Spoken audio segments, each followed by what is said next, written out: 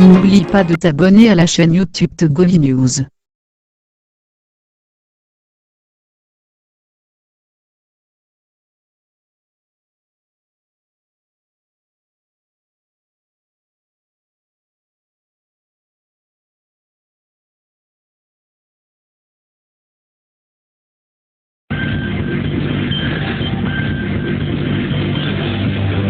Madame, Monsieur, bonjour, bonjour à tous, bienvenue, nous sommes très heureux de vous retrouver ce matin sur la radio Taxi FM Lomé pour le décryptage de l'actualité socio-politique de notre pays.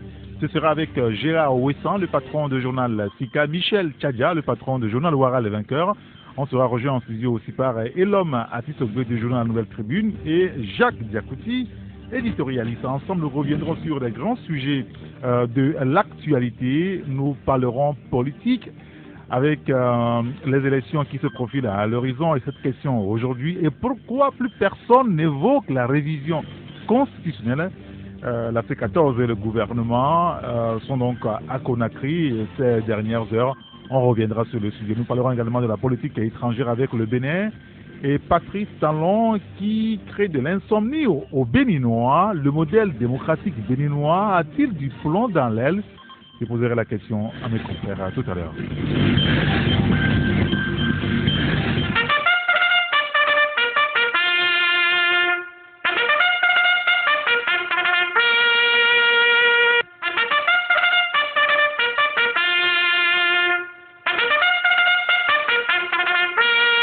C'est la cloche, c'est la trompette qui sonne comme cela. On va y aller avec les confrères. Bonjour, Gérard Ouessant. Bonjour, ce n'est plus le klaxon? Non. Ah, ça a évolué. Bien sûr. C'est la trompette. Il faut évoluer dans la vie. Mais pas une trompette. C'est ça, Taxi FM Lomé. Une trompette de paix, pas de guerre. Non. Tel que je Ça connais. ressemble à la guerre, ça? Bon, la trompette en général, c'est à la guerre qu'on sonne la trompette. Mais il y a la trompette aussi de paix pour se réjouir. Mais la trompette, c'est un instrument qu'on sonne quand on veut aller à l'assaut. En général. Ça, c'est revue d'effectifs. Bon. Donc on se retrouve, c'est pour vous faire appel. Merci. Merci on peut faire aussi le débat des idées, la guerre des idées. Ça ne gâte jamais rien, ça fait évoluer le monde au contraire. Bien sûr. Bah oui. Bonjour Michel. Bonjour Eric. Bonjour Gérard. Bonjour aux amis techniciens. Et oui. Bonjour aux auditeurs et auditrices de la radio Géniale. Merci de nous avoir rejoints Michel. On sera rejoint tout à l'heure en studio par Elom Atisogbe et Jacques Diakouti. Mais Gérard, vous avez souhaité placer un mot par rapport à votre journal, le journal Sika, le journal de la bonne humeur qui change de périodicité, c'est ça? Pas tellement, disons que la semaine dernière, on n'a pas paru. Oui. Parce que vous savez, avec l'actualité, les difficultés de la presse et tout ça, il faut quand même produire un journal de qualité. Il ne sert à rien de paraître pour paraître. Donc on a un peu reculé pour mieux sauter. Mais de toutes les façons, on a essayé de faire maintenant un journal assez bien qui va paraître après-demain, mercredi. Et juste pour dire à nos fidèles lecteurs, à ceux qui aiment Sika, de ne pas rater ce numéro et voilà, pour qu'on se réjouisse ensemble. Ce qui complique aussi le travail de la presse aujourd'hui, c'est les réseaux sociaux. C'est presque compliqué d'être dans l'information aujourd'hui, puisque tout le monde est au parfum de l'information. Il va falloir innover. Non, moi je pense quand même que les gens se trompent. Ils se trompent pour la simple raison que ce que vous trouvez sur WhatsApp, des bribes d'informations qui n'ont rien détaillé, qui ne sont pas de vrais raisonnements, n'ont rien à voir avec ce qu'on peut trouver dans une presse comme, je sais pas, Liberté, Ouara ou Togo Presse, parce que c'est des analyses détaillées, c'est des trucs où vous vous retrouvez. Mais WhatsApp, c'est des bribes d'informations. Imaginez une population qui cesse brusquement de lire, parce que la connaissance se trouve, quoi qu'on le dise toujours dans les livres. Mais quand les gens sont habitués à ne plus lire, à passer des heures et des heures, rien que pour se dire, ah, Niaose et Willow, des trucs comme ça. Quand vous voyez WhatsApp, vous trouvez 1000 messages, 80% de ces messages-là, c'est pas du consistant. Et quand vous allez ailleurs qu'en Afrique, en Europe, vous voyez des gens qui sont toujours à la lecture. Ils ont gardé leurs habitudes parce que Il fait toujours le journal le matin. Oui, les journaux, le matin, le monsieur se lève, il prend son canard, il lit, il prend des livres, il lit, il prend des romans, il lit, il prend des revues spécialisées en géographie, en chimie, tout ça, il lit. Mais ici, les jeunes ont tendance quand même à perdre l'essentiel de leur temps sur WhatsApp. Moi, je trouve les que... réseaux sociaux en général. Oui, pas parce que je suis journaliste, mais je crois quand même que ce qui arrive quand même, les jeunes qui arrivent à tirer leur épingle du jeu, que vous trouvez, qui travaillent dans les assurances, dans les banques, dans les grandes sociétés, dans les grands organismes internationaux, vous voyez que c'est des gens qui sont d'un certain niveau, qui sont capables de raisonner, de faire des choses. Mais ceux qui perdent leur temps sur WhatsApp à ne faire que les petits jeux, évidemment, il ne faut pas qu'ils se trompent trop si demain, on les met devant un concours, on dit, il y a 1000 candidats, on n'en veut que 5 et qui ne se retrouvent pas. Et qu'après 10 ans, ils disent, je suis toujours au chômage.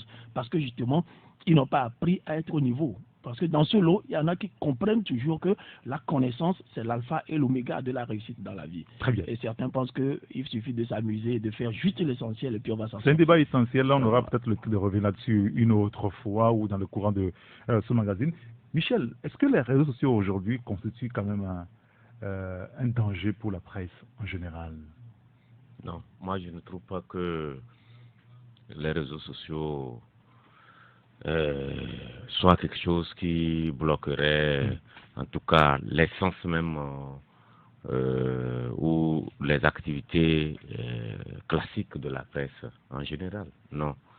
Je trouve tout simplement que peut-être il y a des bibles d'information, comme je la redisais, que quiconque peut balancer ça sur les réseaux sociaux, mais pour ce qui concerne le traitement même de l'information, il revient à la presse de le faire. Je considère les réseaux sociaux comme un micro qu'on donne, qu'on a décidé avec d'ouvrir à tout le monde. À tout le monde. Mais tout le monde ne dit pas de bonnes choses. C'est tout. Et quand on revient même entre nous, il y a certains qui ont tendance à penser que les sites d'information, avec l'existence des sites d'information, la presse écrite par exemple, ne sert plus à rien, mais qu'ils se détrompent. Ou est appelé à disparaître. Non, qu'ils se détrompent largement. Tous ceux qui pensent que quand il faut véhiculer l'information, on pense que c'est les sites, les blogs, non. Vous allez aux États-Unis, il y a des presses qui font 90 ans. Je ne vais pas parler de 7 ans. Et elles sont là, elles vivront encore 90 ans, voire 100 ans encore. Parce que c'est ça le socle même comment l'appelle-t-on là Oui, mais en même temps, excusez-moi, mais Michel, quand la presse papier fait ou ne fait que dans les ateliers de formation, elle ne pourra pas vivre 100 ans. Non. Quand on n'est pas dans l'information, la réelle, apporter de nouvelles choses aux gens, justement, on n'est que dans la couverture des ateliers de formation, il n'y a pas d'analyse de fond et consorts. Justement, c'est pourquoi permettre à la presse de vivre, véritablement. Quand je parle de traitement de l'information, ça veut dire que c'est au-delà de ce que vous dites. Couvrir un colloque ou, je sais pas, un atelier de validation, comme on en connaît tellement chez nous, ça, c'est ce que les réseaux sociaux peuvent aussi balancer. Mais l'information réelle, aller fouiller, aller recueillir l'information, la traiter pour la véhiculer auprès des lecteurs, ça c'est autre chose. Et ça revient, c'est le rôle des professionnels des médias que nous sommes. Donc, d'une manière ou d'une autre, les réseaux sociaux, à mon avis, c'est vrai, ça nous limite dans peut-être, aujourd'hui, il n'y a plus de scoop. C'est rare d'en trouver. Même les confidentiels. Voilà. Donc, tout le monde... mais c'est pourquoi c'est une pression supplémentaire sur nous d'aller au-delà de ce que le citoyen lambda peut donner comme information. Dans l'investigation, on doit tendre vers là. Parce qu'aujourd'hui, l'information que vous donnez, il faut que vraiment le lecteur puisse vous faire confiance. Il faut que le traitement soit équitable. Et ça permet au lecteur de mesurer la qualité de ceux-là qui sont derrière cette presse-là. Et je le dis et je le répète, la presse écrite a de longs jours encore devant elle parce que c'est là, si dans les pays comme les États-Unis, les presses ont résisté, les presses écrites justement ont résisté à tout ce que vous connaissez comme les nouvelles technologies de l'information, de la communication. Ça veut dire que quelque part, tous ces trucs vous appelez réseaux sociaux, les sites, tout ça, là, ils ont des limites. Mais la presse écrite va au-delà. Très bien. Ben, on va aborder un sujet. À moins que Gérard veut placer un mot encore là-dessus. Non, je veux bien croire Michel parce qu'il est très optimiste. En tant que journaliste, je ne peux que souhaiter bon vent à la presse. Mais moi, je vois quand même toujours le danger parce qu'on n'a que 24 heures dans la journée. Et quand vous passez 15 heures, bien 12 heures sur WhatsApp ou bien sur Facebook, ben évidemment, il faut que vous dormiez, il faut que vous mangez, il faut que vous faites ceci. Donc, le temps matériel même manque à plusieurs jeunes pour s'adonner à la lecture. Moi, c'est ça mon problème. Quand quelqu'un passe 10 heures... Donc, quand on lit moins... Ouais. Il y a de fortes chances que la presse disparaisse. Ben évidemment, puisque personne ne vous achète, la personne n'a même pas le temps ni le besoin. Et ben, c'est même que parfois même il y a des gens à qui vous pouvez lui donner un livre, ben, il ne lit pas parce qu'il n'a pas le temps matériel. Mais ça voudra dire qu'il va falloir s'adapter à ces besoins-là. Non, moi je pense quand même qu'il faudra expliquer aux jeunes aussi que les vraies connaissances se trouvent dans les livres. Moi je ne parle pas seulement des journaux, parce que pour avoir de vraies connaissances il y a des livres multimédia aujourd'hui. Pas forcément aller acheter un livre, mais ben, vous achetez la version numérique. Oui, mais voilà, non, moi, c'est pour ça que je n'ai rien contre, exactement comme vous pouvez aussi acheter des journaux en ligne. Oui, bien sûr. Moi, je parle de la qualité même du support de l'information, c'est-à-dire que le journal, ou bien le livre, ou bien le roman, ou bien ceci. Je ne parle pas seulement du papier. Hein. Ce que moi je dis, c'est le fait de balancer des informations, de recevoir des informations balancées et penser qu'on a déjà l'information. Non, là, vous vous trompez. À un moment donné, vous êtes quelqu'un qui est incapable d'analyser et de voir au-delà de ce que dit l'autre. Parce que ça aussi, ça s'apprend.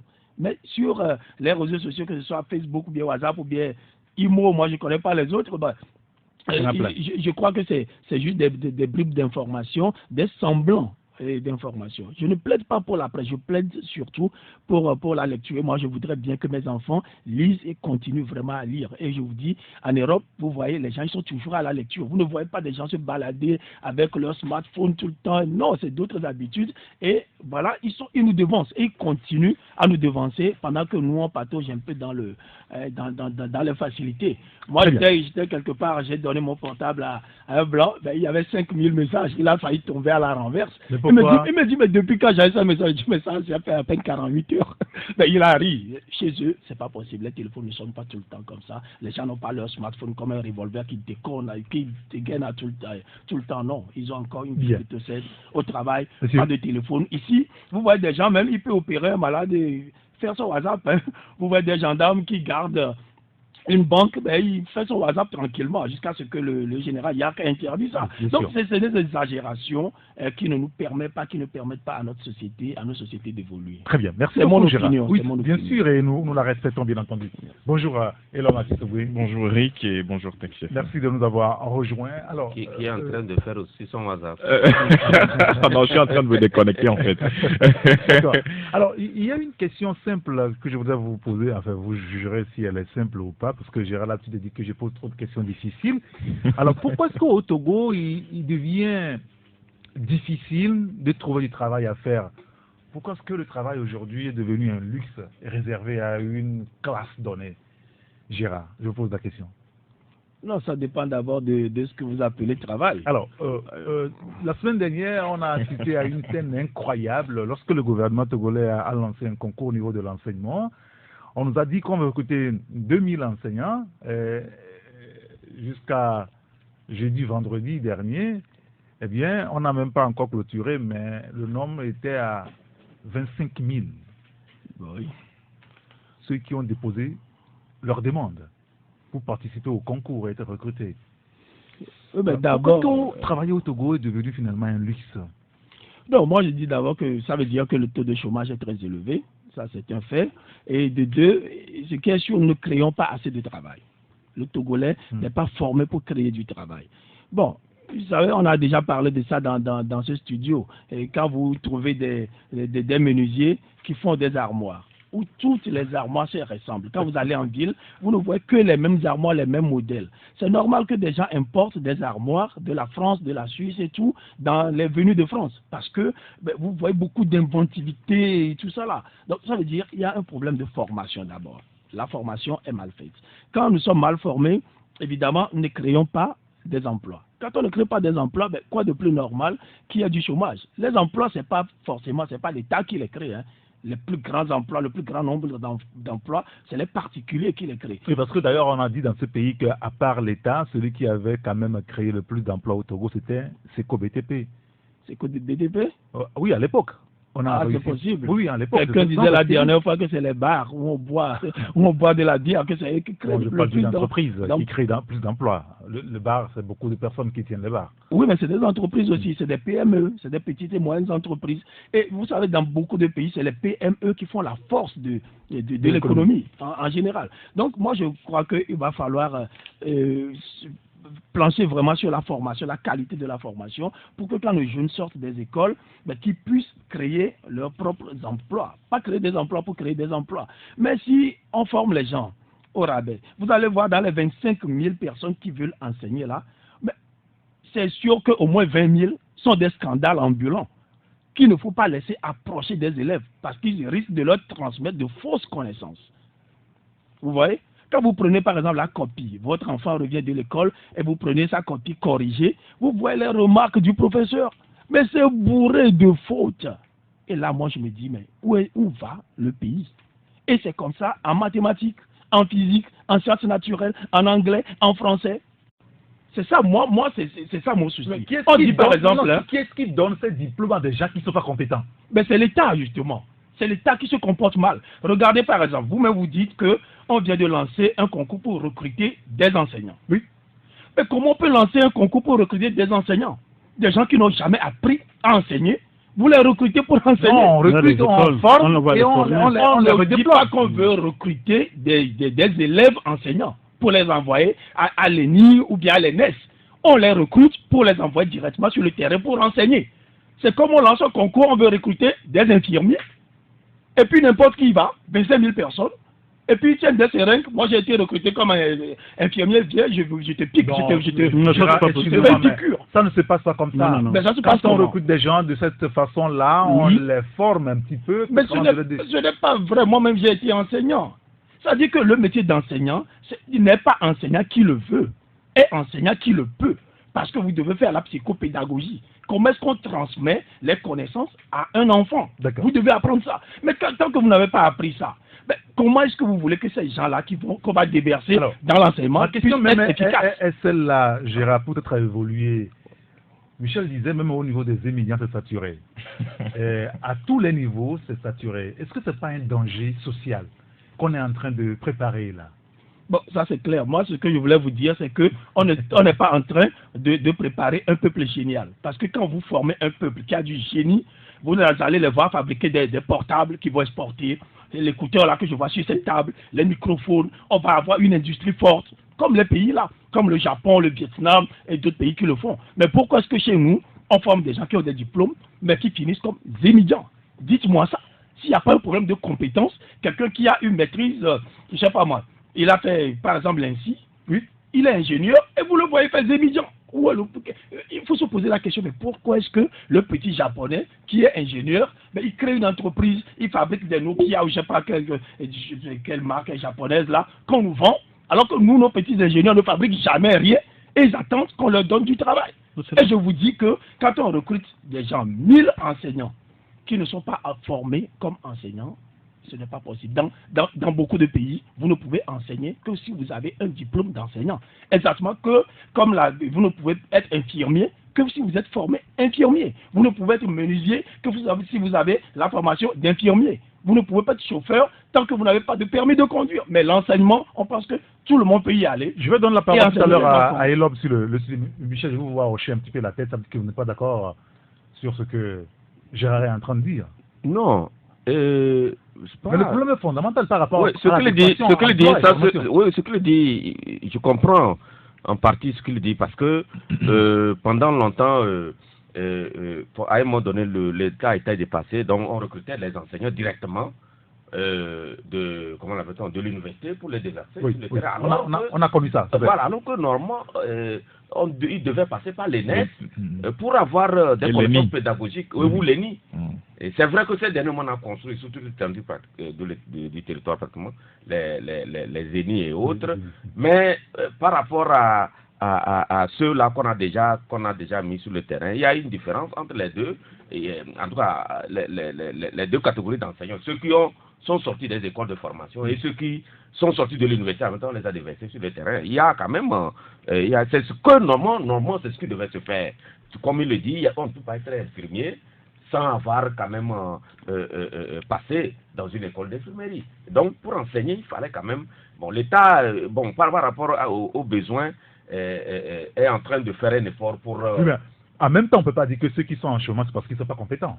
Non, moi je ne l'ai pas dit. C'est pourquoi oui, bien sûr. D'ailleurs, il y a un auditeur qui le dit j'ai compris une partie que Gérard ne peut pas dire que tous les diplômés en chômage sont des gens incompétents. Il est plutôt question de l'opportunité, l'occasion que le Togo offre à ses citoyens en termes d'emploi. Il faut relever un aspect. Vous savez, l'État provide d'emploi n'existe plus. L'État providentiel? Oui, n'existe plus. C'est fini ça? Non, c'est fini.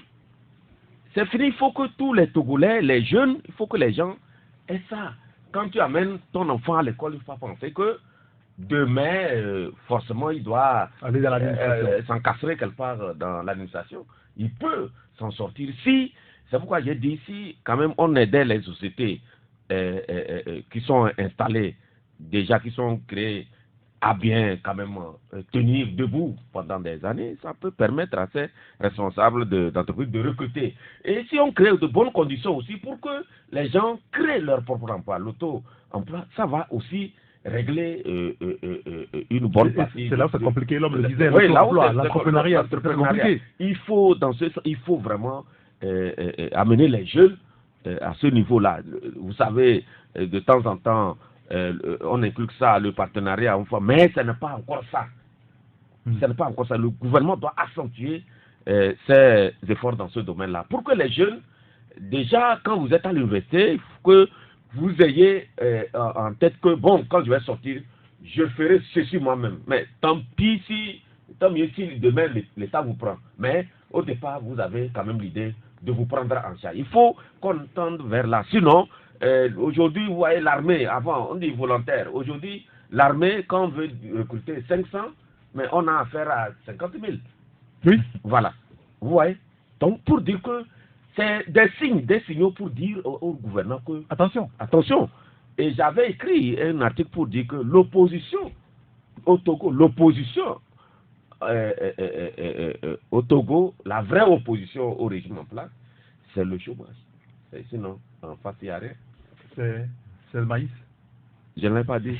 Il y a un auditeur qui dit, Gérard, j'ai lu un message tout à l'heure qui ne vous est pas favorable, il y a un autre qui vous est favorable, il y en a beaucoup comme ça. Hein. Un auditeur qui dit que je suis d'accord avec Gérard. Pour ce concours des enseignants, ce ne sont pas des élèves à envoyer en formation. C'est un concours de recrutement direct. Voilà. Pas de formation. Ils ont tardivement rectifié en précisant que c'est uniquement pour ceux qui ont le CAP ou qui ont CAEP. Voilà. Moi, je vais vous pour la petite anecdote. Moi, à Tchébié, j'ai vu une enseignante qui disait aux élèves, répétez doucement, une oreille. Parce que c'est pas si on dit une oreille ou bien une oreille. Mais quand vous faites des choses comme ça aux enfants, c'est un crime en fait. C'est comme ça aussi, elle va dire aux enfants, 80 divisé par 2, elle donne de faux résultats en maths et dans toutes les matières. C'est pas bien, c'est un crime, c'est pas bien. Et l'homme maintenant, sur cette question. Non, je pense que, je comprends un peu l'analyse de Gérard par rapport au problème de compétences qui se pose. Je pense qu'un président africain l'a dit à Paris, que son pays est un désert de compétences. Je parle de Patrice Talon, et qui a suscité on va y revenir tout à l'heure dans son pays notamment. Donc je pense que ce problème, c'est un problème fondamental au niveau même des programmes scolaires que nous avons au niveau des curriculums. On en a parlé la dernière fois ici, par rapport au programme qu'on étudie à l'école, les éléments venus du Nord, les éléments venus du Sud, Nabiema, Bonsafo, le roi de Tchokossi, tout ça, ça continue. Et c'est ça le problème, parce qu'on ne peut pas comprendre que des programmes aussi vieux de 50, 75 ans, la dernière réforme de l'enseignement a été faite en 1975, et les programmes qui ont été renouvelés en 75 sont toujours d'actualité. La tectonique des plaques, le Japon, des pays que vous n'avez jamais vus, vous ne savez même pas où ça se trouve sur le globe. L'URSS qui n'existe plus. Tout ça, et tout ça. Donc ça fait que les élèves aujourd'hui, alors que le monde évolue, aujourd'hui il y a la technologie, il y a beaucoup de choses qui évoluent, mais les gens sont restés figés sur des programmes vieillots, des programmes aussi vieillots que le monde. C'est-à-dire que vous ne pouvez pas au XXIe siècle, avec tout ce qu'on a comme technologie, continuer à enseigner aux enfants des histoires, enfin des programmes aussi vieillots. Donc le problème de compétences, véritablement, à un niveau, ça se pose. Maintenant, pour ceux qui sont compétents, mais qui ont les diplômes et qui viennent sur le marché de l'emploi, il va falloir les absorber. Et comme on l'a dit tout à l'heure, si le secteur privé, si l'État donne un coup de pouce au secteur privé en leur disant, bon, écoutez, faites ceci, faites cela, on veut vous accompagner dans ce sens pour que vous puissiez véritablement absorber au moins d'ici 5 ans, je sais pas, 20% de chômeurs. Bon, là, il y a une politique qui est mise en place, et parce que ça ne sert à rien d'avoir un climat des affaires aussi bien, aussi sain, mais qui ne permet pas de recruter des gens. C'est bien de, oui, ça, c'est créer des sociétés. Oui, mais c'est vrai, le Togo a fait des bons dans le doing business. On a créé des sociétés, on facilite la création des sociétés, on a un environnement des affaires qui est sain, etc. On a des réformes qui sont faites, oui, mais maintenant les sociétés sont là, elles vont vivre de quoi? C'est ça le problème. Ça ne sert à rien de créer des sociétés en ligne. Les gens créent des sociétés tous les jours. La moyenne, c'était 570 par mois, je crois, sur le dernier classement du business pour le Togo. Mais bon, les sociétés sont là, elles vivent de quoi? C'est ça le problème. Il faut d'abord, il y a toute une procédure pour pouvoir avoir pour pouvoir être en règle avec les impôts. Il y a toute une procédure pour pouvoir être en règle avec la CNSS si vous avez déclaré des employés. Mais c'est vrai que pour les TPE qui se constituent, ou pour les petites et moyennes entreprises qui se constituent, il y a quand même des facilités pour pouvoir leur permettre d'avoir un certain nombre de documents aussi rapidement. Oui, il y a cette possibilité. Mais sur le terrain, les marchés publics et tout ça, mais les TPU, les PME, PMI, mais c'est des choses c'est des entreprises qui n'ont pas véritablement la côte pour pouvoir tenir. Et donc, s'il y a une entreprise qui se crée aujourd'hui, qui emploie 3, 4, 5 personnes et qui évolue, mais qui n'a pas de marché, pendant 5 ans, elle fait quoi? Elle ferme. Ben, elle coule. Oui, mais elle ferme. C'est ça le problème. C'est-à-dire qu'il faut permettre aux sociétés d'être viables, aux entreprises d'être viables. Et être viable, ça passe notamment par l'assainissement du cadre par rapport au marché public et l'accès au crédit. Parce qu'on ne peut pas aujourd'hui faire quelque chose sans le crédit. Si vous avez une société, vous avez un projet, vous voulez lancer le projet, vous avez besoin de 5 millions par exemple. Demandez 5 millions à une microfinance ou à une banque tout à l'heure, vous allez voir tout ce qu'on vous raconte comme papier à donner. On vous demande les papiers de votre arrière-grand-père, le titre foncier de la maison de votre ancêtre et tout ça. Mais tout ça, ça ne facilite pas les affaires pour des jeunes qui se constituent. Et là, les gens sont obligés d'aller demander de l'emploi. J'ai l'honneur de venir. Toutes les sociétés sont débordées par le flot de personnes. Regardez, la foire arrive. Oui. La foire arrive bientôt, mais quand vous allez au CETEP, vous allez voir une note qui est affichée au mieux, on vous dit que non, nous ne recrutons pas. Voilà, donc ça veut dire que on sait que bon, quand il y a une activité comme foraine qui arrive, il y a une forte demande d'emploi. Les gens viennent tous les jours pour demander de l'emploi. Si c'est pas à portefeuille, je veux être hôtesse, je veux être ceci, je veux aider quelqu'un. Donc, on sait que les activités tournent, donc les gens profitent pour demander de l'emploi. Mais c'est ça aussi le problème. Alors, il y a cet auditeur qui nous dit que les mécanismes mis en place en matière de l'entrepreneuriat comme le FAEJ, Pradel ou FNFI ne sont que des casse-têtes suicidaires. Et puis, il nous informe que l'usine de Sicot dont vous parlez à Atelier est transformée en camp militaire. Voilà. Jacques, on passe juste une remarque. Ce que nous faisons, c'est que nous ne créons pas de la richesse. Moi, je crois que les Togolais, prenez les sociétés, ce n'est pas des sociétés qui créent de la richesse. Il faut qu'on apprenne, quand on crée une société, à créer de la richesse. Mais qu'est-ce qu'on fait là? On pense plus créer des emplois. C'est-à-dire que créer des emplois, c'est une chose, hein, mais comme l'homme le disait tout de suite, vous allez faire vivre la société là de quoi quand vous ne créez pas systématiquement de la richesse que vous vendez à d'autres, que ce soit en matière de prestation de services ou bien en matière de création de biens qu'on peut consommer et vendre aux autres. Mais pour créer de la richesse, il faut investir. Et pour investir, il faut avoir accès au crédit. Et pour créer aussi, il faut être compétent pour pouvoir fabriquer quelque chose. Pour créer la richesse, il faut être capable de faire la chose. C'est pour ça que moi, je vous parlais du problème de compétence. Si quelqu'un fabrique par exemple des roues, et supposons que le Ghana ne sait pas fabriquer des roues, le Burkina ne sait pas fabriquer des roues, et que c'est le Togolais qui sait fabriquer des roues, vous allez voir, l'industrie de la roue va être florissante au Togo. Et justement, mais il faut maintenant que nous sachions ce que nous pouvons créer comme richesse. Très bien. Et vendre aux autres ou bien en vivre. Merci beaucoup, Gérard. Jacques, maintenant. Je crois qu'il faut également libérer les esprits pour que les gens puissent investir. C'est-à-dire que Comment ça? Les gens puissent investir. Oui, nous sommes qu'on a facilité ça ces dernières heures. Non, je voudrais parler de l'esprit sécuritaire. C'est-à-dire que, oui, vous savez, aujourd'hui, il y en a qui ont quand même des millions. Il y a les gens ont les moyens pour pouvoir investir, mais ils ont peur. Parce que les gens ont peur qu'on puisse leur demander la source de leur revenu. Au fait, comment ça? Oui, mais il y a ça aussi. On avait parlé ici, le cas, Gérard n'était pas d'accord avec moi dans le temps, mais je crois que quand vous prenez par exemple la Côte d'Ivoire, au temps d'Houphouët-Boigny, il y en a qui ont détourné, mais Houphouët-Boigny avait donné et fait des institutions fermes. Que lorsque vous détournez, il faut que vous puissiez investir dans le pays. Vous prenez une ville comme Yamoussoukro, vous prenez une ville comme Korogo. Quand vous allez dans ces villes, il y a quand même des petites usines où on voit que effectivement ces usines absorbent aujourd'hui les jeunes. Mais prenez par exemple notre pays. Vous prenez de 56 jusqu'à Ného. À part les usines qu'on a fermées, il n'y en a plus. Mais quand vous prenez ces localités, il y a des gens qui ont des millions. Des gens qui ont même des milliards. Il y a des entreprises dans la zone franche, non? Quelle zone franche? Où? Quand vous allez jusqu'au nord, il n'y a pas une zone franche. Non, ici au moins. Mais regardez comment nos sœurs sont malmenées dans ces zones franches. À combien elles sont payées? Et regardez les conditions dans lesquelles elles travaillent. Donc je crois que ce qui est important aujourd'hui, libérons les esprits par rapport à ceux qui ont aujourd'hui les moyens pour pouvoir investir, parce que cela ne coûte rien, par exemple. Et vous allez par exemple au nord, à la production aujourd'hui des pommes de terre. Vous prenez la production aujourd'hui des oignons. Mais ça coule rapidement. Il faut investir. Et absorber cette jeunesse-là à produire les pommes. Ou bien justement orienter la jeunesse vers l'agriculture. Oui, mais même si vous orientez les jeunes, il faut que ces jeunes-là puissent avoir les moyens.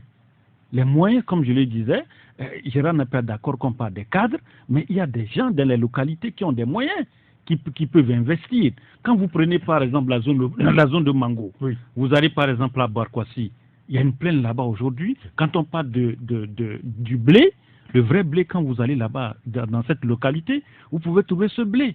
Mais il suffit seulement qu'on investisse, qu'on aide effectivement cette jeunesse-là. Vous allez voir comment cette localité également peut produire également le blé. Mais quand on est là... Combien faut-il ces jeunes accepter de retourner à la terre? Non, écoutez, tout dépend de comment on essaie de les emballer. Vous prenez par exemple, même au sud d'ici, pour ceux qui ont une fois fait l'expérience d'aller vers le nord, quand vous quittez jusqu'à Dapaon, regardez le nombre de places de forêt que le Togo a. Il y en a plein. Mais on ne les exploite pas. Un jour, moi, j'ai voyagé avec un Burkinabé qui me disait que c'est une richesse que nous avons au Togo qu'on n'exploite pas. Donc, c'est pour vous dire qu'aujourd'hui, ceux qui ont les moyens, s'ils veulent investir pour absorber cette jeunesse-là, on peut le faire. Il ne suffit pas seulement au lieu de faire quitter ton frère de 5 ans, c'est pour l'amener à Lomé pour lui dire que tu lui achètes une moto. Et quand il sort avec cette moto, le soir, on t'appelle qu'il a fait accident. Au lieu de l'investir pour qu'il reste dans cette localité pour la production. Aujourd'hui, quand on parle des pommes de terre, on parle de l'oignon, on parle de la tomate. Ça vient du Burkina. Oui. Est-ce que vous n'êtes pas étonné? Oui, mais ça étonne quand même. Ça étonne quand même. Alors que quand vous prenez le nord, il y a des espaces. Et quand vous prenez par exemple Kara, le fleuve Kara, vous voyez nos frères là qui produisent aujourd'hui les choux là-bas. Mais pourquoi ne pas leur appuyer cette jeunesse-là à produire plus de choux? Donc je crois que ça dépend comme je l'ai dit tout à l'heure, si on libère les esprits et qu'on n'attaque pas par exemple Michel où on dit qu'il a trouvé les millions pour investir et qu'il a peur de la justice, je crois que cela... Je vais quand même lire peut-être quelques messages des auditeurs. Il y en a plein sur ce sujet-là. On voit que ça intéresse beaucoup de nos compatriotes. Il y a un auditeur qui nous dit l'État crée les conditions. Justement, il faut faire les tests généraux de l'éducation et de la santé. Le même problème va se poser dans la santé dans 3 ans. On a créé les écoles des infirmiers et sages-femmes dans toutes les chefs-lieux des régions, en plus de Kpalimé, dit cet auditeur. Il y a un autre auditeur qui nous dit personne n'attend pas à ce que l'État donne de l'emploi à tout le monde, mais l'État togolais ou la société togolaise peut mieux faire. Si l'État professionnalise par exemple le secteur de l'enseignement privé, où les gens peuvent faire carrière, vous pensez à combien d'emplois que cela peut générer, se demande cet auditeur. Le problème du chômage au Togo est plus que politique que toute autre chose, dit cet auditeur. Le risque est la révolte populaire comme c'était le cas en Tunisie. Les gens ont voulu qu'on soit dans cette situation pour être soumis au régime, conclut donc l'auditeur. Un autre auditeur qui nous dit « Le problème d'emploi doit s'opposer au Togo parce que le même système dirige le pays depuis 50 ans. Le pays traverse des crises sur tous les plans. Les investisseurs quittent le pays au jour au lendemain. Et avec ça, souffrez que le chômage doit être à un haut niveau, que les jeunes cessent de se bousculer pour des concours où on connaît les admis avant le lancement. Un autre auditeur qui nous dit moi, à force d'écrire, j'ai l'honneur. Aujourd'hui, j'ai perdu mon honneur. D'accord. Un autre qui nous dit la NPE sert à quoi au juste? Ils ont établi des cartes de demandeurs d'emploi à la population, mais cette carte ne sert pratiquement à rien. Ceux qui sont aux affaires ont mis leur vente devant et leur intérêt personnel. Que Dieu nous sauve, dit l'auditeur. Il y en a beaucoup, beaucoup de messages. Il n'y a pas que l'agriculture, dit cet auditeur. Le Togo regorge de beaucoup de richesses non mises en valeur au nom de la gourmandise politique et économique, conclut-il. Un autre auditeur qui nous dit Monsieur Gérard, je pense qu'il s'adresse à vous, Gérard Souffré, le problème du Togo n'est pas un problème de compétence, mais d'inadéquation de la formation. Et tu parles d'infirmiers incompétents, de médecins incompétents, d'enseignants sans jamais parler de journalistes qui, à plus de 90%, n'ont jamais mis pied dans une école de journalisme. Je suis incompétent. Si ça peut le consoler. Moi-même, Gérard, je suis incompétent. Je suis un journaliste incompétent. D'accord. Alors, vous aviez raison, mais selon moi, tout dépend du régime, dit cet auditeur. On laisse les entreprises de ceux qui ne sont pas dans le système, dans le RPT UNIR, et ne peuvent pas émerger. Soignons la politique et tout ira bien, dit l'auditeur. Il y a un autre. Il nous dit, il est dans la diaspora, merci de nous écouter sur le www.taxifm.tg. Il dit, pour un concours de recrutement dans la fonction publique, regardez la foule. Il nous envoie même l'image. Le Togo est en état de désolation. Imaginez le nombre de chômeurs dans ce pays. Ce qui est encore plus dommage est que malgré toutes ces tracasseries, les gens ne seront pas retenus grâce à leurs compétences et qualifications, mais par le népotisme. Ce pays est vraiment en ruine, dit l'auditeur. Et il est midi, nous allons marquer la seconde pause. Quand on reviendra, on parlera politique. Il est 12h, 1 minute sur radio, Taxi FM Lomé, merci de nous écouter. La troisième partie tout à l'heure, ce sera avec Michel Tchadia, Gérard Ruissan, Jacques Diakouti et Lomantis Ogbe. Mais avant, la liaison est établie avec la rédaction de Taxi FM. Bonjour. Bonjour, Olivier. Merci de nous avoir rejoint. Amen Assignon, vous êtes au programme pour Taxi Midi. Tout à fait.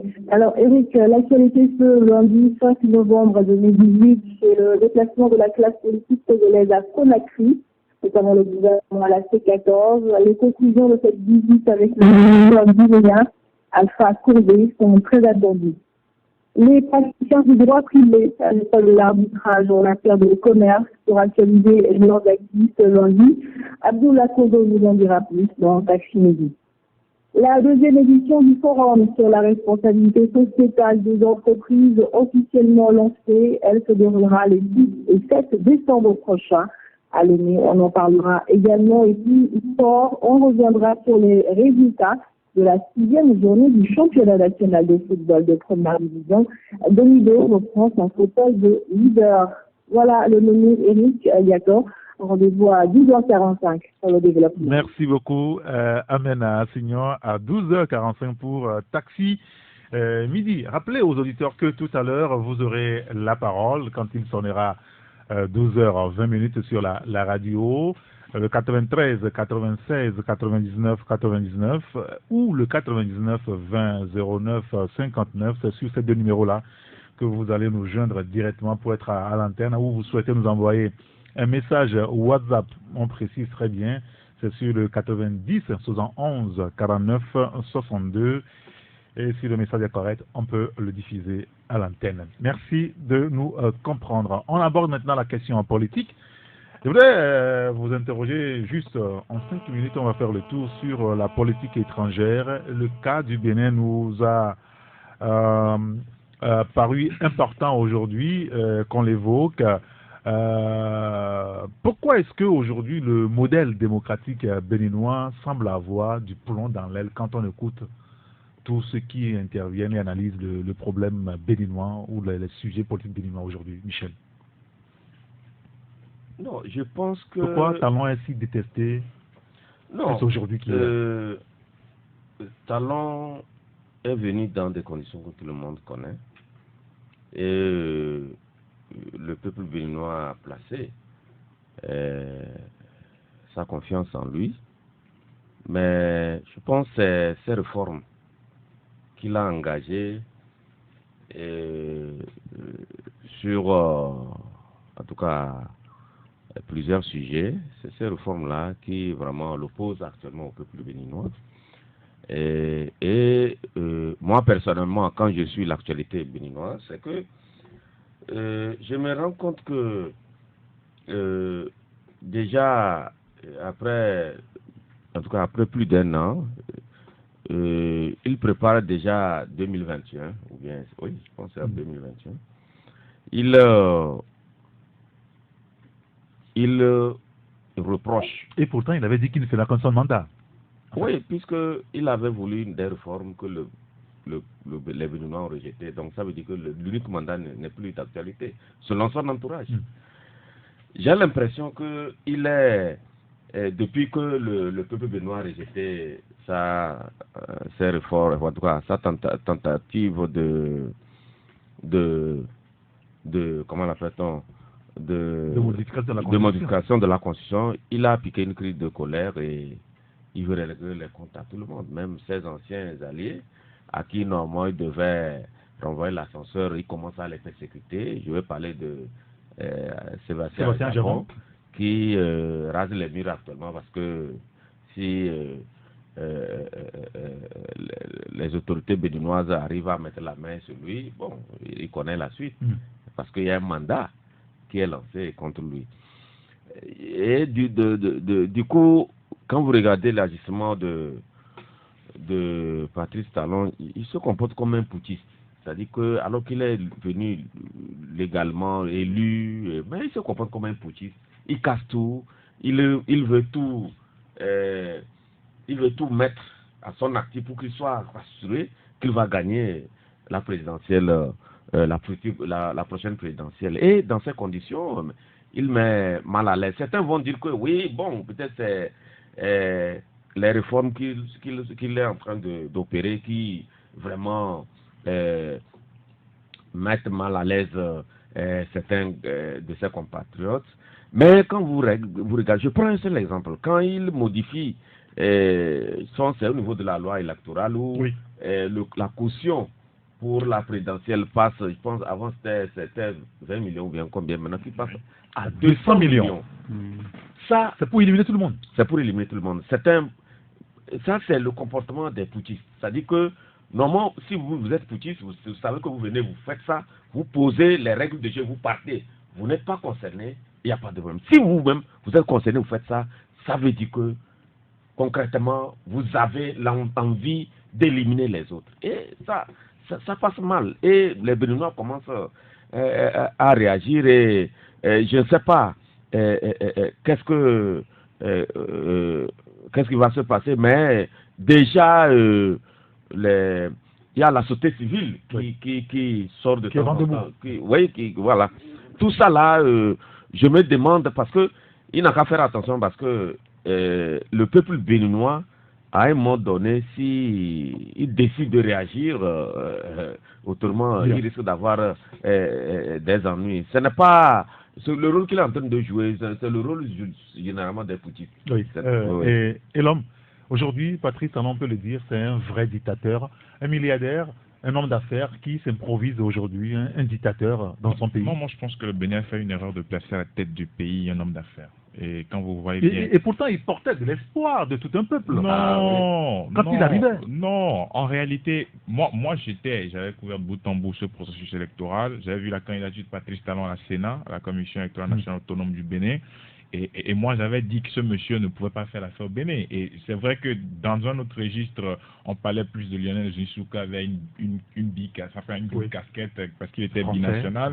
Mais Patrice Talon a démontré aujourd'hui tout le mal qu'on pensait de lui. D'abord, un président qui vient, sa première idée, c'est de modifier la Constitution. Une Constitution hautement acquis de haute lutte par les Béninois en 91, parce que c'est le Bénin qui a montré la voie de la conférence nationale souveraine à nos pays en Afrique de l'Ouest. Et c'était quand même à l'actif de monsieur M. Kérékou, du président Kérékou, qui avait tout fait pour que le Bénin soit un modèle de démocratie dans la sous-région.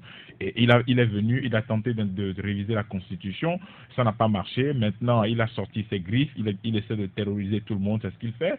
Il met d'abord, il renvoie d'abord le fils de l'ancien président Soglo, Léadi Soglo, il le met, enfin il le renvoie du pays, le gars il est en exil, il est en cavale. Récemment, Sébastien Ajavon, qui a demandé l'asile en France pour des raisons d'une affaire de drogue. Oui. Léon Soubadi du PLP qui est également en exil, comme Ikouché, l'ancien ministre de l'économie et des finances qui est en exil. Finalement, Talon met tous ses opposants en exil. Et donc quand vous avez comme ça, vous êtes dans un pays... Lui-même il le dit clairement. Alors si vous voulez vous assurer d'une réélection, il faut écarter... Oui, c'est ce qu'il a dit.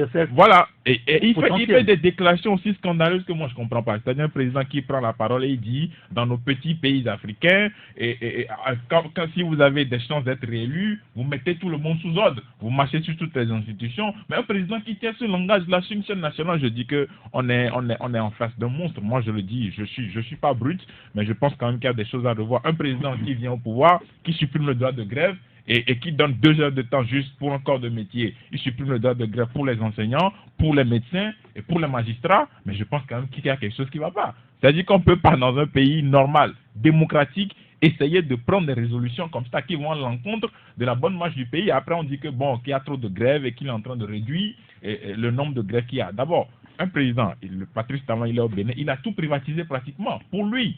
D'abord, Bénin Contrôle, c'est à lui il a placé Patrice Olivier Boucor, qui est son bras droit, qui est conseiller à la présidence. Mais tout le monde sait que Bénin Contrôle, c'est la société de Patrice Talon, le président du conseil d'administration. Olivier Boucor, il est conseiller à la présidence, il est directeur de Bénin Contrôle. Et donc, Bénin Contrôle qui contrôle le port de Cotonou, qu'on a privatisé par le port d'Anvers. Vous allez dans un autre registre, l'hôpital, le CNHU de Cotonou, le Centre national hospitalier universitaire, privatisé par Patrice Talon, le plus grand parc du Bénin, le parc de Pendjari, privatisé par Patrice Talon, il privatise tout le Bénin. C'est-à-dire qu'on est dans une... Et il achète. Et oui, mais c'est-à-dire que quand vous voyez, quand vous demandez, quand vous vous renseignez, vous faites bien la triangulation, c'est sur ses amis qui prennent tout le pays en otage, c'est-à-dire ils prennent tous les postes. Maintenant, l'aéroport Cardinal Gantin de Cotonou, c'est un aéroport qu'on a dit que les Chinois vont reconstruire. Oui, bien sûr. Alors que le président Yahi Boni avait déjà construit un nouvel aéroport. Il a réhabilité l'aéroport au nord, là. Je me rappelle plutôt, je pense que c'est l'aéroport de Parakou. Un aéroport bien neuf, flambant neuf, tout fait. Mais Patrice Talon a refusé d'ouvrir cet aéroport parce que ce n'est pas lui qui a construit. Vous voyez? Et donc tout ça aujourd'hui, ça fait croire que aujourd'hui, quand on veut parler de trucs, Michel a parlé par exemple de la caution, 200 millions pour une présidentielle, c'est la plus chère d'Afrique. Alors c'était le Congo qui était la caution la plus chère. Maintenant, c'est le Bénin. Et puis, pour être candidat aux législatives, on vérifie d'abord si vous n'avez pas fait une alliance électorale, puisque les alliances électorales sont désormais interdites au Bénin. 2, est-ce que vous avez payé 150 millions comme caution? 3, est-ce que sur les 4 dernières années, vous êtes en règle avec les impôts pour prétendre être député? Donc, je pense qu'on a tous les modèles qui sont réunis au niveau, enfin, tous les ingrédients qui sont réunis au Bénin pour parler d'une dictature. C'est ça aujourd'hui, ceux qui aspirent à venir au pouvoir. Moi, je crois que quand vous bâtissez votre règne sur la haine, c'est comme ça. Vous allez voir comment Patrice Talon va finir. Je crois qu'il a envoyé Ajavon en exil pour revenir aussi être président. Parce que vous savez, lui aussi, il était en exil en France. Il est revenu, il est président. Je crois que nous serons dans le même scénario. C'est sûr que quand l'autre va revenir, lui aussi sera président. Parce qu'il y a une alliance qui se forme aujourd'hui. Vous avez vu la marche qui a eu lieu le samedi passé. Il a dit qu'ils vont vers la création d'un front, c'est-à-dire pour présenter des candidats uniques dans les localités. Donc, ce qui veut dire qu'il aura des sérieux problèmes. Et vous savez, Patrice Talon n'a pas toujours digéré le fait que son projet n'a pas pu passer à l'Assemblée nationale. Et vous savez, c'était à seulement une voix que le projet a échoué. Parce qu'il avait banqué, il avait donné assez d'argent. Et vous vous rappelez que la femme de l'ancien président, comment il s'appelle, Nicéphore Soglo, avait dénoncé la façon dont il avait banqué les députés. Donc c'est pour vous dire que c'est un monsieur, lui, il pense qu'à la place de faire réfléchir le cœur, c'est de mettre toujours l'argent, alors que ça ne marche pas, ça ne fonctionne pas comme ça. Vous avez vu comment il a renvoyé également ce jeune Kouché, qui est également aux États-Unis. Il est exilé là-bas. Et lui aussi ne peut pas revenir parce qu'il a cousu effectivement une tenue et il l'a fait porter. Et le monsieur est là-bas. Et puis, ce qu'il oublie, c'est que, vous savez, quand les gens sont par exemple à l'étranger, ils ont également la force de nuisance. Parce que quand on parle de l'opinion... de contrôle sur eux. Justement, quand on parle de l'opinion nationale et internationale, surtout l'international, ils ont cette force-là de pouvoir te nuire. Prenez quand Patrice Talon est venu au pouvoir, combien de fois le gars est sorti? Combien de fois? Vous pouvez compter. Oui. Vous pouvez compter le nombre de fois qu'il est sorti, il est à l'étranger, où on l'a reçu. C'est pour vous dire que, au fait, ça ne va pas. La gestion à Cotonou, ça ne va pas. Quand vous allez aujourd'hui au Bénin, pour ceux qui ont l'habitude d'aller à Cotonou, la façon dont les Béninois, vous savez, c'était des viveurs. Hein, et chaque week-end, la plupart des Béninois étaient soit à Palimé, aussi ils ne sont pas à Palimé, ils sont au berceau, à Motien. Mais aujourd'hui, vous ne voyez plus ces RB-là sur le tronçon à Ného-Lomé. Il n'y en a plus. Et quand vous leur posez la question, ils vous disent que non, la vie est dure. Depuis que Patrice Talon est venu, il a fermé le robinet, ce qu'ils vous disent, qu'il a fermé le robinet. Et aujourd'hui, tout leur salut dépend des forages qu'ils ont.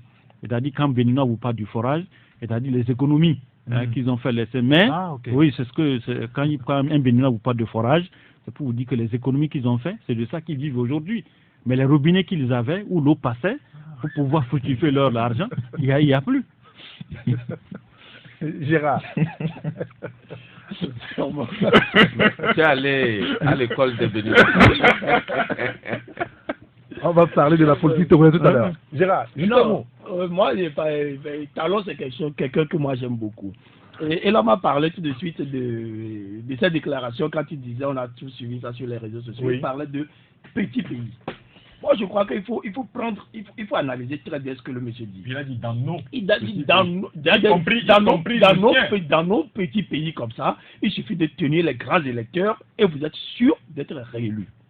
Ça veut dire que dans un grand pays comme la France, ils n'oseraient pas faire ça. Mettez Talon en France, vous croyez qu'ils arrivent à faire ces grimaces-là?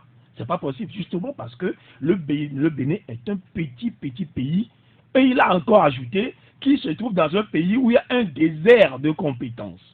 Quand vous êtes dans un pays où tout le monde est nigo, que les gens font du n'importe quoi, ne savent pas ce qu'ils doivent voter ou ce qu'ils ne doivent pas voter, c'est normal que vous vous faites un lit et vous faites aussi vos bêtises. Moi, je dis, les Béninois, ils m'ont un peu déçu. Quand vous allez au Bénin, qu'est-ce qu'il y a? C'est seulement l'argent qui circule, la corruption à haute dose, les grèves sur grève. On fait des grèves pour n'importe quoi. Les enseignants aujourd'hui sont en grève, demain ils sont en grève, les infirmiers sont en grève, les professeurs d'université sont en grève, tout le monde est en grève. Moi, j'ai suivi des efforts au Togo. C'est mieux au Togo que chez eux en termes de grève. Non, il faut dire que le Bénin, il est particulièrement bouillant, particulièrement, je ne dirais pas irresponsable quand même. Mais il faut dire, je ne sais pas si vous avez suivi Nicéphore Soglo aussi. Il disait, en leur temps, il y avait des gens, des chercheurs. Il a cité Kizerbo, le professeur Kizerbo. Il a cité Tchèque Amidjoukane et tout ça. Qu'aujourd'hui, qu'on a des professeurs d'université, qu'est-ce qu'ils font? Ils ne font que réclamer des augmentations de salaire et ne font que faire des grèves. Mais vous ne les voyez jamais analyser quelque chose, faire des publications. Comme aujourd'hui, on voit un certain Kakonou Boukpo, des gens qui vraiment pondent des idées et tout. Ils se limitent à faire des grèves, à réclamer. Donc, Patrice Talon ayant atterri au Bénin et sachant que, bon, devant lui, il n'y a pas de grandes personnalités, de grands penseurs, ben, évidemment, il se met à faire aussi ces bêtises.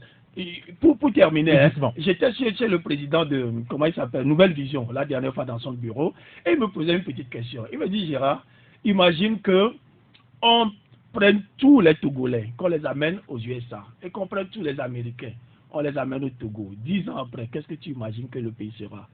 Ben, nous tous, on a commencé à rire. Quel pays? Le Togo ou les États-Unis? Le Togo et les États-Unis. Vous allez voir les États-Unis, ben, ça va devenir un désert. Rien ne va plus marcher.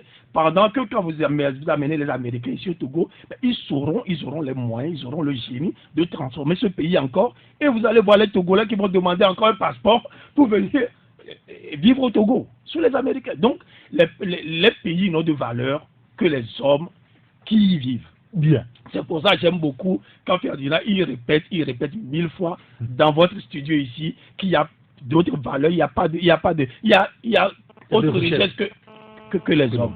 Et Patrice Talon, il se rend compte que les Béninois, ils ont perdu beaucoup de valeur. Il est devant des gens qui ne réfléchissent pas beaucoup. Ben, monsieur, il a dit je voulais qu'on avance malheureusement, puisqu'il nous reste 2 minutes pour recevoir les auditeurs. Je voulais qu'on fasse un mot sur la question togolaise quand même. Oui, mais cette affaire du Bénin, je pense que c'est un pays limitrophe. Oui. Quand ça va barder là-bas, je pense qu'on n'est pas loin aussi de... Oui, c'est ce qu'on dit aussi du Togo, que ça va barder, ça bardera chez eux. Oui, mais sauf que ce qui se passe au Bénin est encore plus grave que ce qui se passe au Togo. Il faut le reconnaître. Vous avez dans un pays un président qui crée une cour, une justice d'arrière-cour, comme la Criette, où il fait condamner les gens et les envoie en exil. Moi, j'ai jamais vu ça.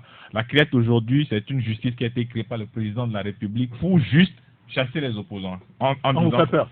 Oui, mais et puis les décisions de la Criette sont sans recours. Vous avez vu ça où? C'est un tribunal d'exception, ça se fait. Non, la loi n'interdit pas ça, le tribunal d'exception. Oui, je ne refuse pas, mais la façon dont on a créé la structure et la façon dont on condamne les opposants, parce qu'on a fait le procès à Sébastien Javon, on apprend dans les coulisses que Lionel Jinsou sera également présenté à la Criette dans l'affaire des Boumaf. Mais comment un président peut réfléchir en ce sens? C'est-à-dire que c'est ça, moi, en réalité, qui me désole. Et là, où sont les juges en ce moment?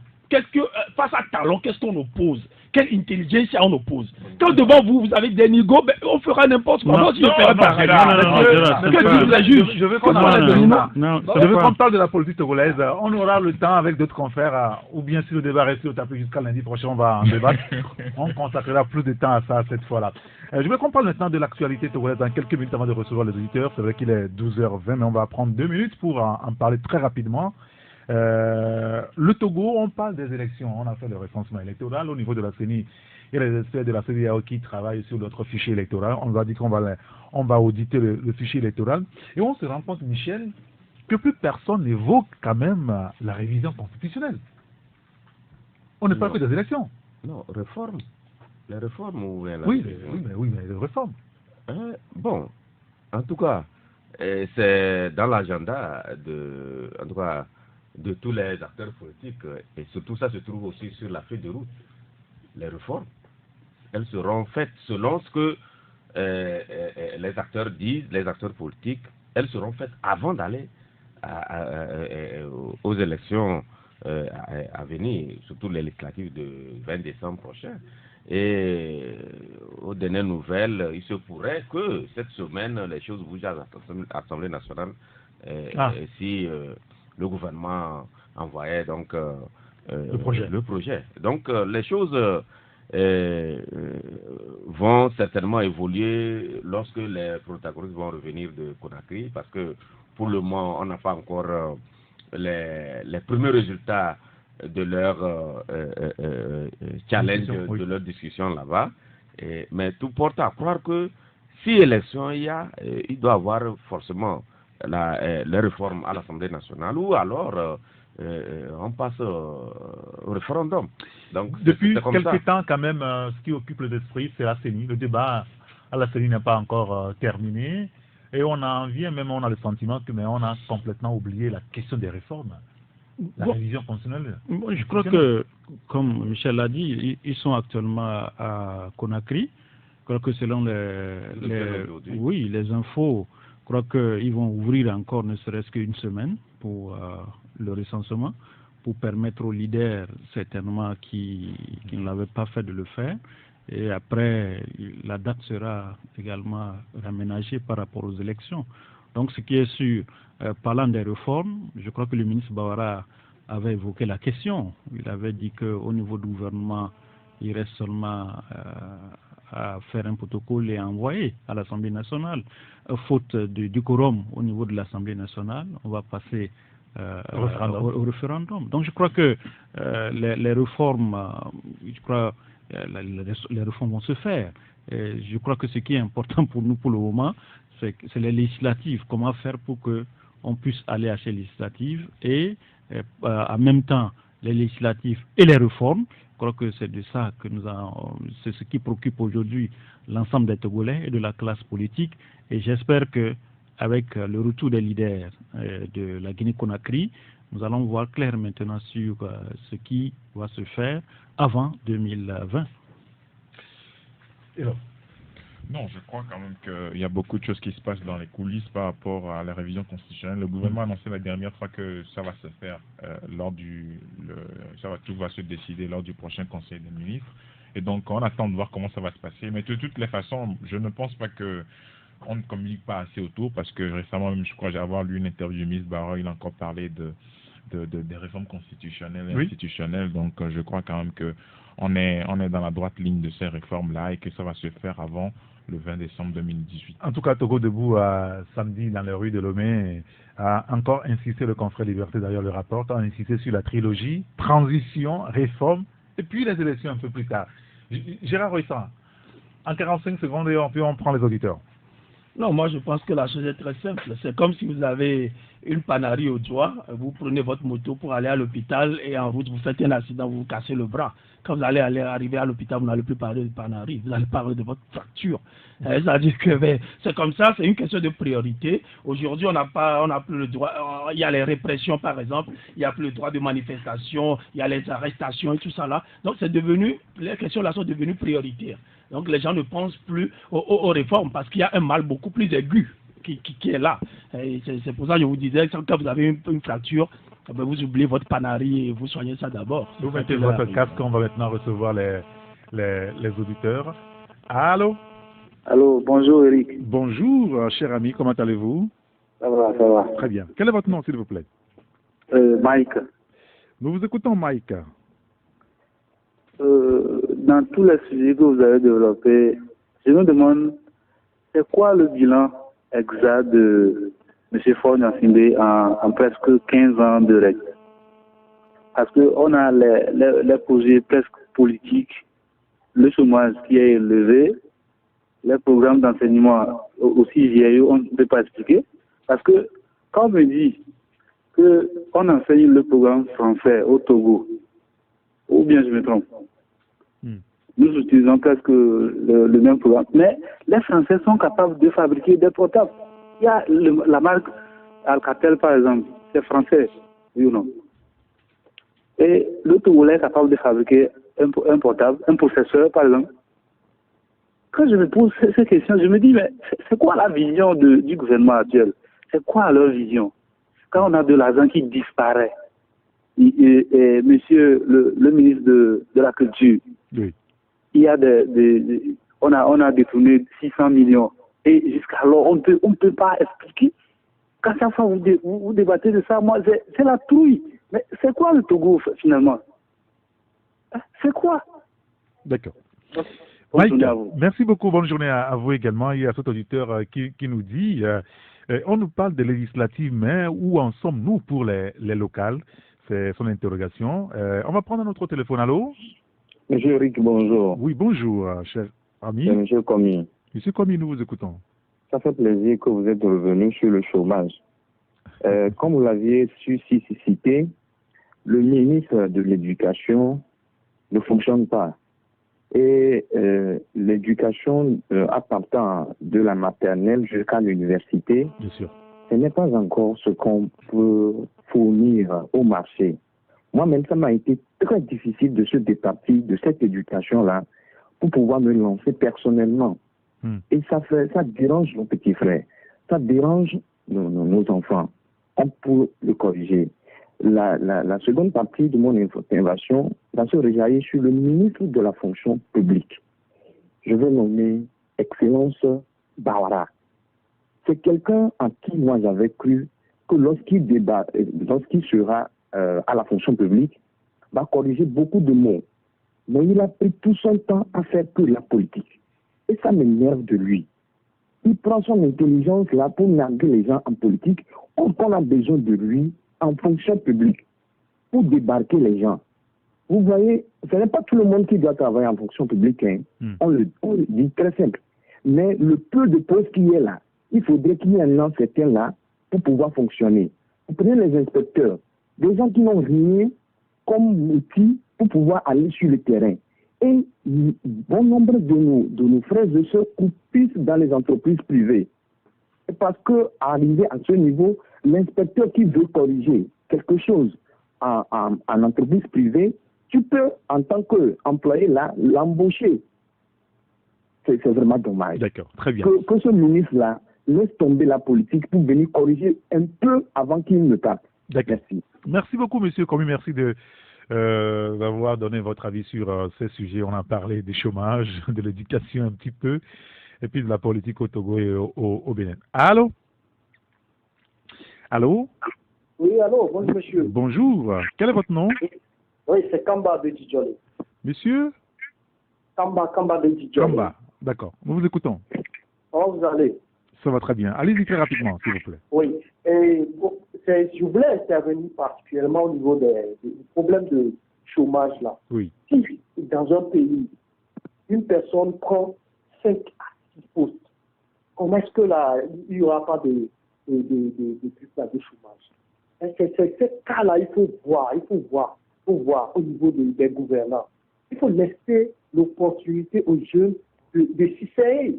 Quand on dit qu'il ne faut pas s'essayer, moi je ne comprends pas. Si quelqu'un ne commence pas quelque chose, la personne ne peut pas acquérir de connaissances et évoluer dans ce qui se fait.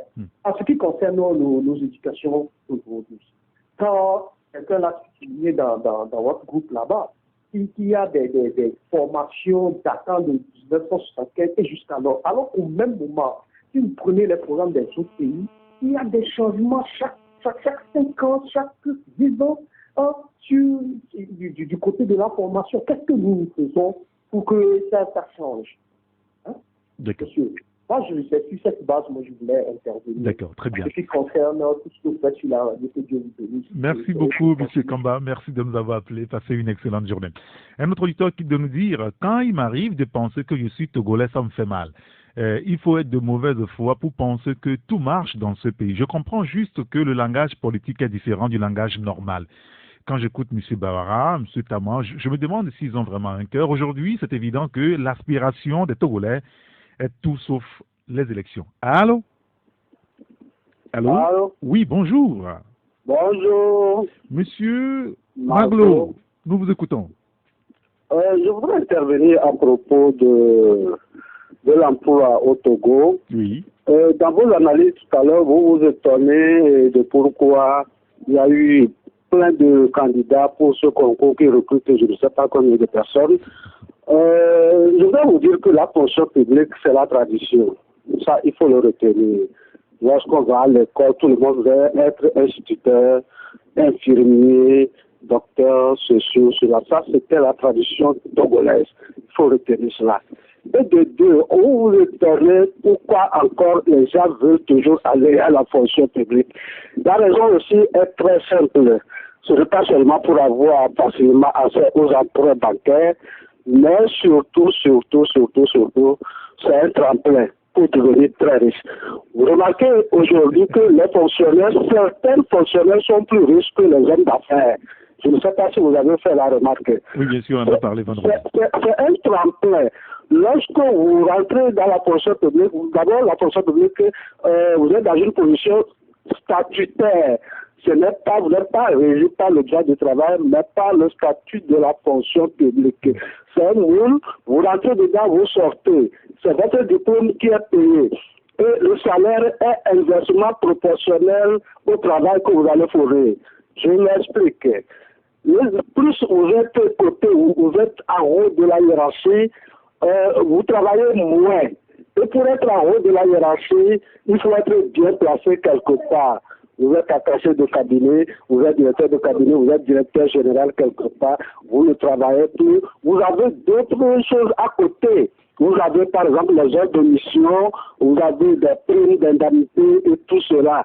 C'est pourquoi tout le monde court vers la fonction publique. C'est ça la raison principale. Bon appétit. Merci beaucoup. Bon appétit à vous. Merci de nous avoir contactés. Un autre auditeur qui souhaite intervenir sur le cas du Bénin, il s'appelle Hugues. Il a mentionné son nom. Il dit Patrice Talon, il est franc. Il dit ce qu'il fait. Voilà. C'est ce qu'il lui nous dit. Un autre auditeur qui nous dit que Fort Gnassingbé est un élément catastrophique parce que c'est lui le patron.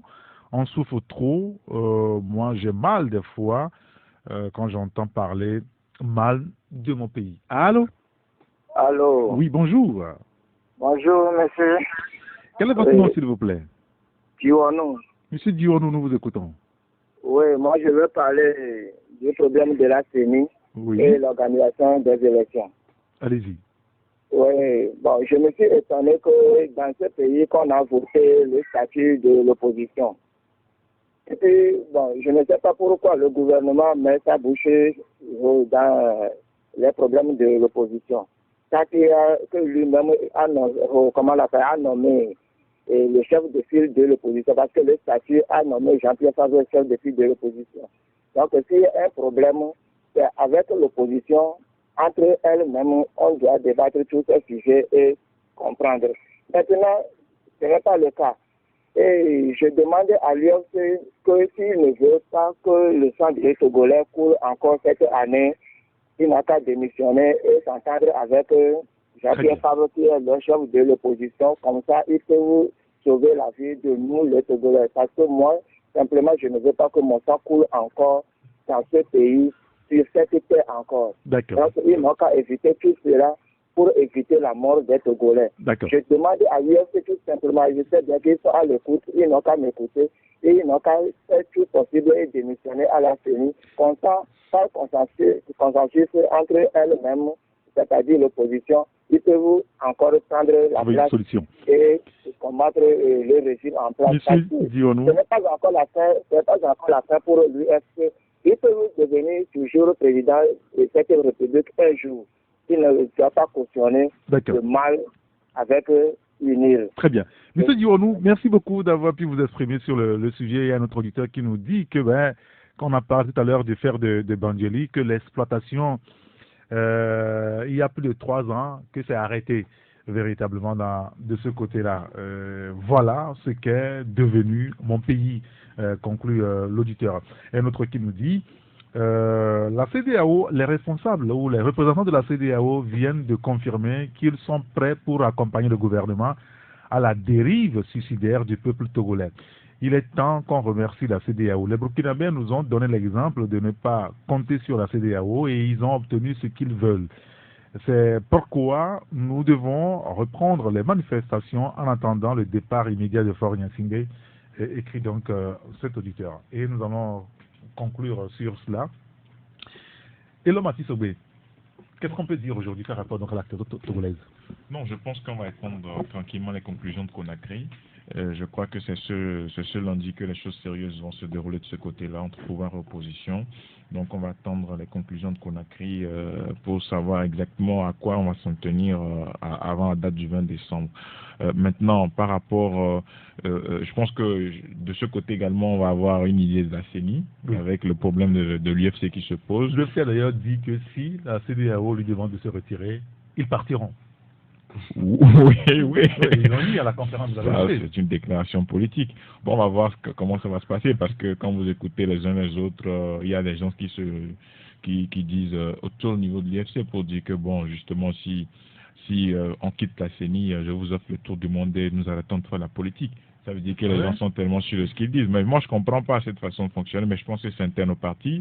On ne parle pas de l'UFC. Donc, en général, pour dire rapidement qu'il va falloir que les uns et les autres puissent savoir, comme l'a dit l'auditeur tout à l'heure, on ne veut plus voir le sang des Togolais couler sur la terre de nos aïeux. Jacques Diakouti. Non, je crois que ce qui intéresse maintenant les Togolais, c'est comment faire pour sortir de cette crise. Et pour sortir de cette crise-là, il est important qu'il puisse avoir la cohésion, que ce soit au niveau du parti au pouvoir et de l'opposition de la société civile. Il est important que nous tous nous parlons d'une même voix, parce que nous avons en commun un seul destin, un seul pays qui est le Togo. Je crois que ce qui sera important pour nous, c'est qu'on puisse s'entendre, pour que on ne puisse plus assister à des lendemains difficiles pour le Togo, parce que bientôt c'est la fin de l'année, on ne sait même plus à quel sein on doit se vouer par rapport à la fin de l'année, parce que la fin de l'année c'est une fin où les cœurs sont tranquilles, les esprits sont apaisés, où certains qui seront vivants puissent rentrer dans les nouvelles, dans la quiétude, dans la paix. Donc nous espérons que nous sortirons de cette crise et que les esprits vont se calmer pour que les uns et les autres se disent que nous avons une seule chose en commun, c'est le Togo. Gérard Ruissan. On a le Togo en commun, hein, c'est vrai.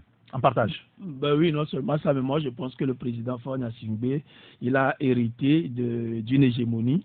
C'est-à-dire que c'est la domination, une hégémonie, la domination d'une partie du peuple sur les restes. Il a hérité de ça. Or, tout le monde sait que les hégémonies, comment ça se termine? Ça se termine par la révolte ou bien par une révolution. Ça se termine souvent dans le sang. Quitte à lui maintenant de dire, écoutez, on a appris de l'histoire et nous allons créer une société beaucoup plus paisible et démocratique. Je pèse de tout mon poids pour que le Togo soit libéré, pour que nous ayons une société moderne, pour éviter que le sang coule, comme m'a dit un auditeur, pour éviter des douleurs à ce peuple. Je crois qu'il le peut, il peut le faire s'il le veut. Très bien. Michel? Non, nous attendons le retour des protagonistes pour être fixés parce que on était à un niveau où tout le monde attendait l'éclairage de la CEDEAO. Il faudrait que la CEDEAO puisse se prononcer sur certains aspects de la chose parce que, disons-le clairement, le pouvoir dit qu'il défend la feuille de route. L'AS 14 dit qu'il défend la feuille de route. Mais qu'est-ce que la CEDEAO pense? Donc, je pense que nous allons attendre. D'accord. Il y a tout auditeur qui nous fait la remarque que nous avons oublié, peut-être Siama, de parler du SMIC dans notre pays, qui a 35 000 francs CFA et les employeurs ne respectent même pas cela. Ça peut être aussi la raison pour laquelle des jeunes veulent aller à la fonction publique. Non, nous devons ne pas à l'ordre du jour, bien sûr. Messieurs, merci beaucoup. Les employeurs eux-mêmes ne gagnent pas le SMIC parfois. L'employeur lui-même, il est en deçà.